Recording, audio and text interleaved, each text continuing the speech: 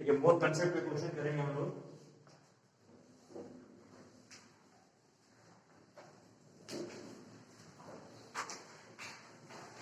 मोल concept, ठीक है।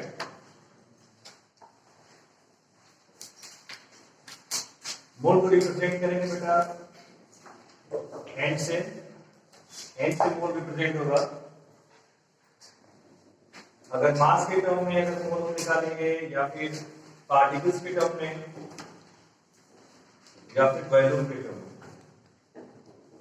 ठीक है। तीन कंडीशंस है हमारे, मास, पार्टिकल्स एंड वॉल्यूम, ठीक है।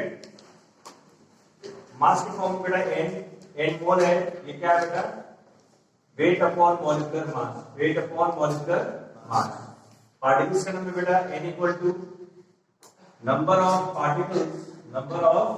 Particles upon Avogadro number. इसकी वैल्यू होती है बेटा 6.022 into 10 की पावर 23, ठीक है। अगर मैं कभी भी पूछूं आपसे कि एक मोल में नंबर ऑफ पार्टिकल्स कितने होंगे, तो वो एवोगाड्रो नंबर के बराबर होगा। एक मोल में कितने पार्टिकल्स होते हैं, एवोगाड्रो नंबर के बराबर। अगर मैं बोलूं एक मोल सोडियम, तो number of particles of sodium कितना होगा, एवोगाड्रो नंबर के बराबर।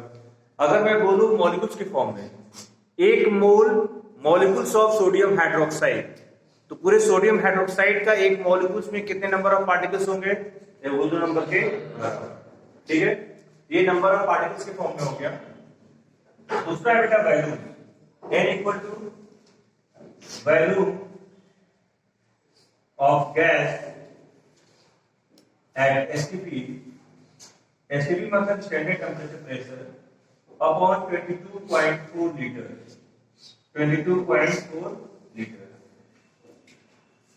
ठीक है। ये तो मोल फाइंड आउट करने के लिए फार्मूला मैंने लिख दिया, ठीक है। अब सोचिए, सपोज करिए, focus on the board, focus. अगर वेट दिया हुआ है, मॉलिक्यूलर मास आपको पता है, कोई भी कंपाउंड दिया रहेगा तो मॉलिक्यूलर मास निकल लोगे। तो वेट अगर दिया हुआ है तो वेट को डिवाइड कर देंगे मॉलिक्यूलर मास से, आपका मोल आ जाएगा, ठीक। दूसरा क्वेश्चन अगर पूछता है बेटा व्हाट इज द वेट, जब वेट पूछेगा तो मोल दिया रहेगा और मोल को मल्टीप्लाई मॉलिक्यूलर मास से कर देंगे तो वेट आ जाएगा। पार्टिकल्स केस में अगर नंबर ऑफ पार्टिकल्स दिया रहेगा, अब मोल पूछेगा तो नंबर ऑफ पार्टिकल्स को इससे डिवाइड कर देंगे तो आपका मोल आ जाएगा। या फिर मोल दिया रहेगा, नंबर ऑफ पार्टिकल पूछेगा तो एवोगाड्रो नंबर से मोल को मल्टीप्लाई कर दोगे, क्लियर है। सेम वे में वैल्यू वाले केस में भी, ठीक है। तो आपको कोरिलेट करने आना चाहिए, कोरिलेट कर लोगे ना, वेट पूछेगा तो इससे क्रॉस मल्टीप्लाई कर लोगे, ठीक है। दूसरी बात, अगर मान लीजिए पार्टिकल्स दिया हुआ है और आपसे वेट पूछ ले रहा है, तो ये भी n है, ये भी n है, तो ये इक्वेशन को इक्वेट कर देंगे, इक्वल साइन लगा देंगे। तो अगर ये दिया हुआ है, ये आपको ऑलरेडी कांस्टेंट वैल्यू ये पता है, मॉलिक्यूलर मास पता है, ये दिया हुआ है, ये नहीं निकल जाएगा ना। वैसे कोरिलेट कर दीजिए नंबर ऑफ पार्टिकल्स अपॉन में एवोगाड्रो नंबर, ठीक है। तो अगर ये दिया हुआ है, ये आपको पता है, ये नहीं आ जाएगा, क्रॉस मल्टीप्लाई कर देंगे इसके साथ, डिवाइड कर देंगे तो ये नहीं आ जाएगा। बोलिए, सारे मोल हैं, सबको इक्वेट कर सकते हो ना। तो आपको ये तीनों फार्मूला लर्न होना चाहिए और यही तीनों फार्मूलों को हम लोग किस तरह कोरिलेट करेंगे और हम लोग आंसर निकालेंगे। जैसे मैं क्वेश्चन आपको दे रहा हूं, सिंपल क्वेश्चन देखिए, फाइंड मास इन 1.5 into 10 की power 22 particles of sodium hydroxide. तो आपसे क्या पूछ रहा है, मास पूछ रहा है या W पूछ रहा है बेटा। क्वेश्चन में क्या दिया, find the mass in 1.5 into 10 की power 22 particles of sodium hydroxide. तो पार्टिकल्स दिया कितना बेटा, इतना, ठीक। तो पहले आप क्या करोगे, मोल निकाल लो। मोल बराबर क्या है, नंबर ऑफ पार्टिकल अपॉन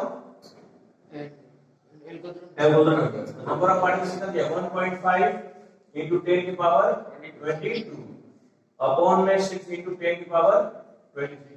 अब यहाँ 6.022 लिखा है, हम लोग अप्रोक्सीमेटली 6 ले लेते हैं। कितना ले लेते हैं? अप्रोक्सीमेटली 6। तो 10 की पावर 22, 10 की पावर 23 कट गया, नीचे क्या बच गया? 10, नीचे बच गया 10 ना, इसको कटाया, ये बच गया 4, यानी n का वैल्यू कितना गया? 1/40, 1/40, 1/40। अब आपको मोल नहीं पूछा हुआ है, पूछा हुआ क्या? मास। तो मास वाला फार्मूला क्या है? n बराबर W अपॉन मॉलिक्यूलर मास दिया है ना, तो यहां को करिए 1/40, ये मोल हो गया W, और मॉलिक्यूलर मास किसका? सोडियम हाइड्रोक्साइड का। तो सोडियम हाइड्रोक्साइड का मॉलिक्यूलर मास निकालोगे तो 23 + 16 + 1 कितना हो गया? 40 अपॉन में 40, 40 से 40 कैंसिल, W बराबर 1। आंसर क्या होगा बेटा? 1।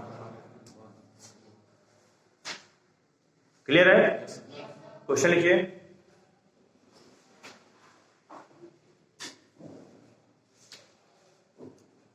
कैलकुलेट मॉलिक्यूलर मास, पहले मॉलिक्यूलर मास निकालिए आप। Calculate molecular mass sodium carbonate, calculate molecular mass of sodium carbonate. ये क्या लिख रहे हो बेटा? सोडियम पूछ रहा हूं, सोडियम लिख रहा है। Calculate molecular mass of sodium, D लिखो, डी भूल गए क्या? ABCD SODIUM, सोडियम लिख रहा है।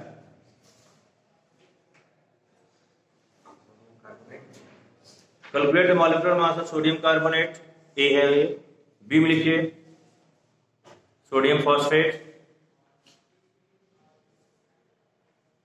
Calcium carbonate, calcium carbonate, glucose,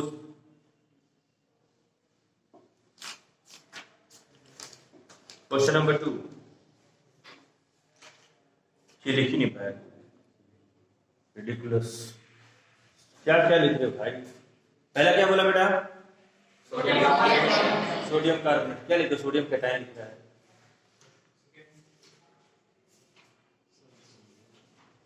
question number 2, right the formula of sodium phosphate,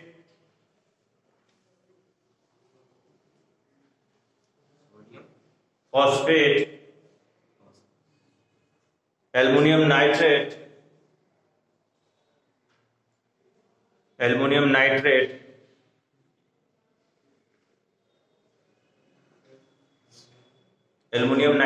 हो गया।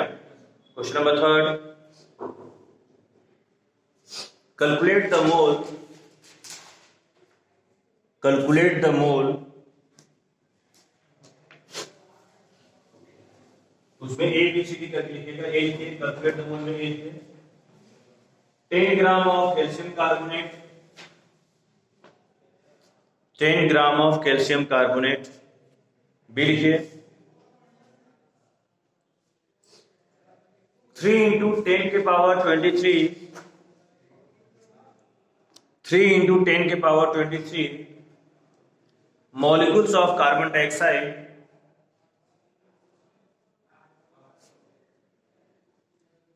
बोला 3 into 10 के पावर 23, 3.4 लिखिए। 3 into 10 के power 23 molecules of carbon dioxide. C लिखिए कार्बन डाइऑक्साइड, सी लिखिए 11.2 ml of carbon dioxide gas.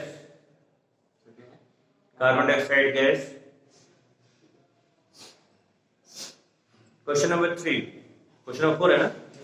Question number 4, calculate the mass,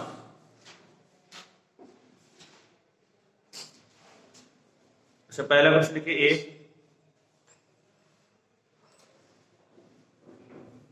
calculate the mass, A लिखिए 1.5 mole of sodium hydroxide, 1.5 mole of sodium hydroxide,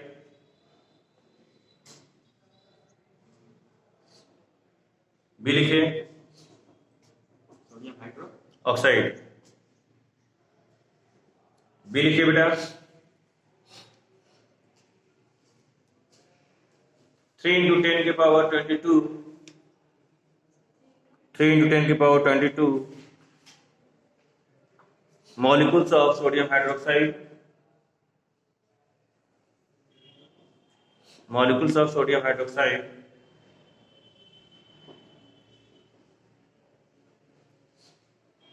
से लिखे